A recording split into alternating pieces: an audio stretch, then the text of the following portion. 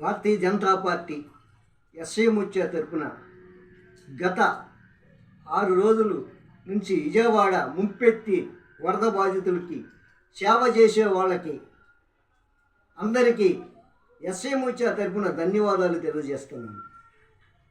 అలాగే కూటమి ప్రభుత్వం భారతీయ జనతా పార్టీ, టీడీపీ, జనసేన పిలుపు మేరకు కార్యకర్తలు, మంత్రులు, ఎమ్మెల్యేలు, నాయకులు అందరూ పాటుపడి సేవ చేసి వాళ్ళకి మేము భారతీయ జనతా పార్టీ ఎస్ఐ ముత్య తరపున ధన్యవాదాలు తెలియజేస్తాం.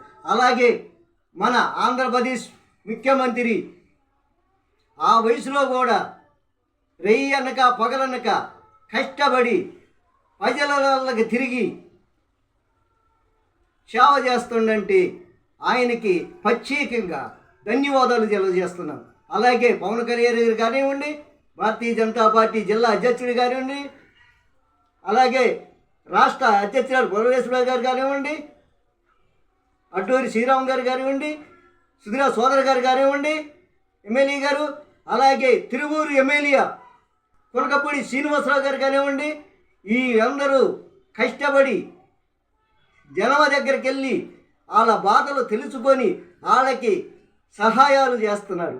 అలాగే సహాయాలు చేస్తుంటే వైసీపీ ప్రభుత్వం బురద తల్లే కార్యక్రమం మొదలుపెట్టింది. ఏంటంటే అయ్యందట్లా ఈ అందట్లేదని వచ్చి చూస్తే తెలిసిద్ది. కనీసం వైసీపీ నాయకులు అన్నోడు ఒక్కళ్ళు వచ్చి ఒక పాల ప్యాకెట్ ఇచ్చారా, ఒక వాటర్ బాటిల్ ఇచ్చారా?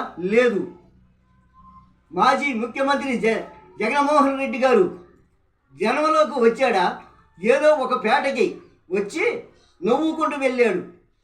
అంతేకాదు ఆయన చేసిన గత 5 సంవత్సరాలల్లా ఆ బుడమేరు పట్టించుకోపోవటమే ఈరోజు విజయవాడ ప్రజలు ఇబ్బందులలో పడ్డారని నేను తెలియజేస్తున్నాను.